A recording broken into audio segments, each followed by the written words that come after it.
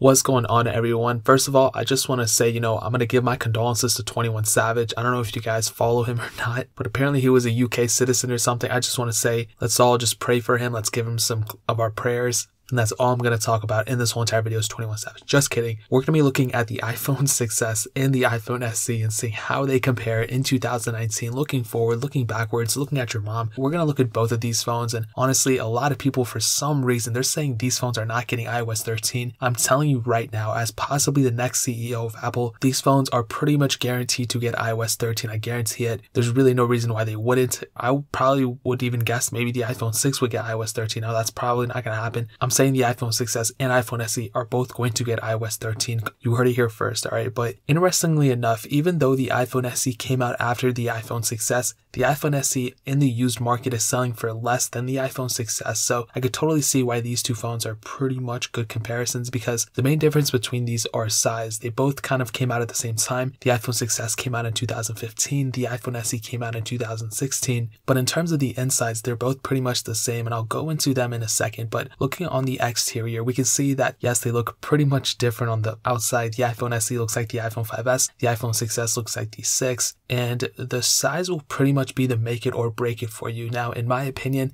I think the iPhone 6s isn't even that big of a device. I think it's pretty much in the middle. The iPhone SE seems pretty much a good size for smaller hands. Now, I have kind of small hands, don't judge me on it if you guys make fun of me. I swear to God, my feelings are going to get hurt like crazy. But the iPhone SE feels pretty good in the hand. But in my opinion, with my hands, the iPhone 6s also feels pretty good. So kind of a little mixed bag there. They both have the front home buttons, pretty much a lot of bezel on the front. Looking on the back, they both have the same camera sensor on the back. You can shoot the same photos. I'll get into that in a second. But pretty much the layout of these is almost the same. Really, it's the size that's going to defer you which one you are going to get. But let's say you don't even know which size you want to get. Then let's go ahead and talk about some other things about this phone. Now, the home button specifically, the iPhone 6s does have the advantage here because it does have Touch ID 2, where the iPhone SE has Touch ID 1. So that is a little bit of difference there. But really, will you notice the difference day to day? Probably not, honestly, but it is kind of an advantage to have Touch ID 2. The screen on the iPhone 6s is 4.7 inches, where the screen on the iPhone SE is 4 inches, so a little bit of difference there too. And that 0.7 inches is quite a bit noticeable. But in terms of the way the screens look, I think personally the iPhone SE, I don't know why, I always thought it looked better than the iPhone 6s. I have no idea why. I know the resolution is higher and everything like that, but maybe because the screen is smaller and the pixels are closer, I don't know. The pixels per inch are the same. I have no idea what it is, but a huge advantage of the iPhone 6s is that it does have 3D touch, so that is a pretty cool thing that the iPhone 6s has over the iPhone SE. But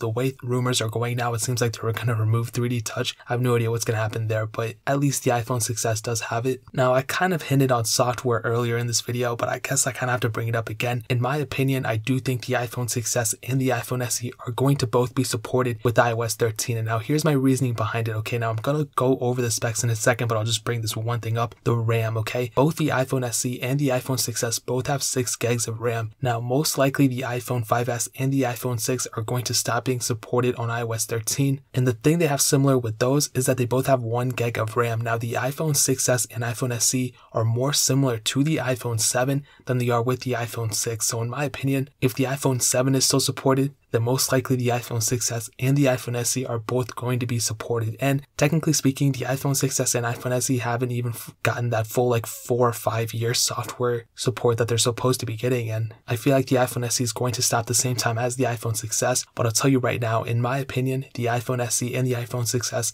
are both going to get iOS 13. Alright, so don't get it twisted. Don't believe in the rumors. Don't believe in the hype. I believe that both these phones are going to get iOS 13. Okay, so that ends that rumor there. Maybe they'll keep even going up to iOS 14. Who knows? But as of now, iOS 13 is the bare minimum these phones are going to stop at. So that kind of talks about that. Now, moving on to the performance aspect of it. So I'll go over the specs and I'll tell you about the performance. Both of these have the Apple A9 chip. They both have the same dual-core processor. They both have 2 gigs of RAM as well. And they both have 2 gigs of RAM as well. And what I'll tell you is the performance could possibly be the same on both, but I'll just say this right now. You guys aren't even going to believe me. I think maybe the iPhone SE seems a little bit more snappier than the iPhone 6s. So what I mean by that is just kind of scrolling through the web pages, getting some multitasking, things like that. I feel like the iPhone SE kind of feels a little bit faster than the iPhone 6s. They might open the apps the same, they might have the same performance, the same gaming speeds and everything, but in my opinion, when I'm using the phone side by side, I almost feel like the iPhone SE is way snappier than the 6s. And I would say even, I know the iPhone 10 is faster, but my main phone is the iPhone 10. And sometimes when I pull up the iPhone SE, I'm like, man, this phone is actually super fast still. And as it should, the processor is very decent, has 2 gigs of RAM, which is the same that's in the iPhone 8. And ultimately, I mean, yes, both these phones are going to do you just well. And maybe the iPhone 6s is the same in terms of speed and everything. It just feels like the iPhone SE is snappier in a way. So that's kind of a big advantage there. I know the size is a huge advantage for a lot of people. So in terms of the performance, I'll say, yes, they're both probably the same in terms of gaming and everything like that. But in terms of the whole UI and everything, I feel like the iPhone SE might have a slight advantage there. It could be a difference per person in terms of software, but in terms of both, I'm running iOS 12.1.3 on both, and I've heavily reviewed the software on both of these and tested the performance and multi-core scores and everything. I'm telling you right now, dude, the iPhone SE might have a little bit of an advantage here. But in terms of performance on both, I think both of them are very, very solid still. Not one isn't necessarily like crazier than the other or anything, but if I had to put my money on it, maybe the iPhone SE is just a little bit faster. Now that kind of talks about that. Now moving on to the camera, this is where, in my opinion, maybe the iPhone 6s does have the advantage, and I'll kind of talk about the advantage in a second, but they both have the same 12 megapixel sensor. They both can shoot 4K videos. They both don't have optical image stabilization, was kind of funny. They both can shoot 1080p videos at up to 120 frames per second, and I'll tell you right now, I think both these cameras are still super solid. I don't have any problems with either of them. I think ultimately the iPhone 6s and iPhone SE is the furthest I would go back in terms of video camera quality or photo camera quality, because the iPhone 6 was not able to shoot 4K videos, but the iPhone 6s and the iPhone SE are. And me, I don't even use 4K videos at all. I don't shoot in 4K even on these videos. Probably going to start soon, and having that capability of shooting that type of camera quality would just be a humongous advantage. So I'll definitely say that in terms of the back cameras, they're both pretty much the same, but in terms of the front camera, here is where there's a little bit of a difference, and maybe the iPhone 6s does have the advantage overall with the camera quality. The iPhone 6s has a 5 megapixel front-facing camera. The iPhone SE has a 1.2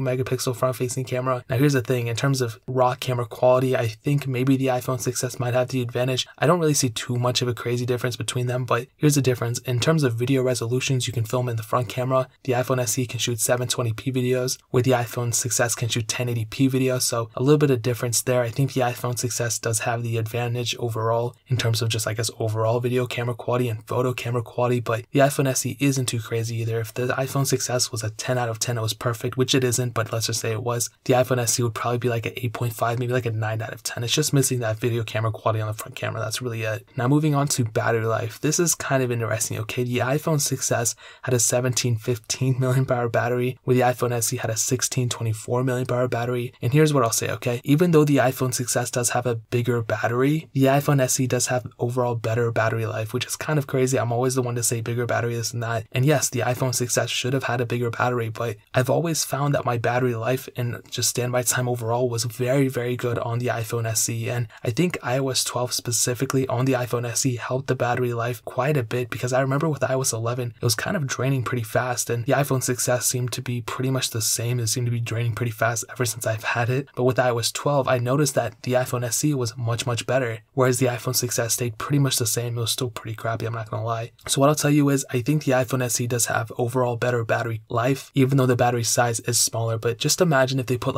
an extra 400 to 500 milliamp hours in it, man. I feel like the battery life could have just prolonged that much more. So I'm really hoping, looking in the forward of things, Apple and all these other phone manufacturers can increase the battery size, man. That's really all I'm praying for. Every night that I just dream that the phones are just thicker and they make the batteries bigger too. So that kind of sums up everything. I mean, some other notable things to note: neither of these phones have wireless charging. They both have headphone jacks. They both take lightning ports. The iPhone 6s technically does have a little bit of water resistance, so that's pretty cool. The iPhone SE, as far as I know, does not have any water resistance. Not that big of a deal, but kind of looking forward into the futurability of this phone. A lot of the phones being released now do have some type of IP certification, so that is kind of a huge disadvantage for both of these phones, depending if you're an active person, you're always around water, this and that. They're both getting iOS 13 as far as I know. I'm telling you guys right now, they're both going to get it. That's my opinion though, but I do honestly think they're going to get it. A slight disadvantage for the iPhone SE is that it does not have Force Touch or 3D Touch, whatever you guys want to call it. The iPhone 6s does have it, so a little bit of an advantage, but really it's really not even that big of a deal. The iPhone XR doesn't have it either, so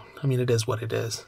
So here's what I'll do, okay? This is the way I would sum it up. If you like a bigger phone and you want something with a little bit more screen real estate, maybe the iPhone 6s will be the better advantage for you. If you like the smaller phone, then maybe the iPhone SE will do you justice. But if you don't know, if you're in the middle, this is what I would recommend, okay? I would almost recommend you to get an iPhone 6s, okay? Even though it is a little bit older, even though the battery life probably isn't as good as the iPhone SE, I do think that the features that you will gain with the iPhone 6s will overcompensate that. Now, in my opinion, I think the iPhone SE might be a better bang for its buck because it is cheaper. But if you're in the middle and you don't know which phone specifically you want to get, I would almost recommend the iPhone 6s. You really cannot go wrong with that phone. What I would recommend you doing, I mean, obviously eBay, Craigslist, those are the cheapest prices you can get. But with the iPhone 6s, there were some slight battery problems it was having. But most likely, if you get a certified refurbished, there won't really be any problems with it. So what I'll do, the first links in the description, the first 2 links, I'm going to link an iPhone 6s straight from Amazon and an iPhone SE straight from Amazon. I'll try to find the cheapest prices I can on Amazon. I'll link them straight below. They're going to be certified or refurbished. So if you're planning on getting either an iPhone 6s or an iPhone SE, I would totally recommend getting it from there. It's super easy to get. They're all straight through Amazon and they're certified refurbished. They usually come with warranties too. So, and every purchase that goes through those links, actually a little bit of that comes back to the channel and we can do more videos like this and do more giveaways and things like that. I have another giveaway coming soon, so more details on that very, very soon. But that's pretty much it, man. That's pretty much my opinion on the status of both of these phones in 2019. I might do another one once iOS 13 comes out and review it and compare on both these phones. So that's only a couple months away, man. I can't believe it. But let me know what you guys think, though. Do you think the iPhone SE is better? Do you think the iPhone 6s is better? Let me know in the comment section below. But hit that like button. That will mean so much. But definitely hit that subscribe button. Every single subscriber that we get really does count. So it'll mean so much if you guys could hit that. Also, check out the other links down in the description as well. My Twitter, my Instagram, my second channel, all those links are linked down below. I would really appreciate if you guys could check it out. But more importantly than everything else, I love every single one of you guys. Hopefully I'll catch you guys in the next video. Peace out till then.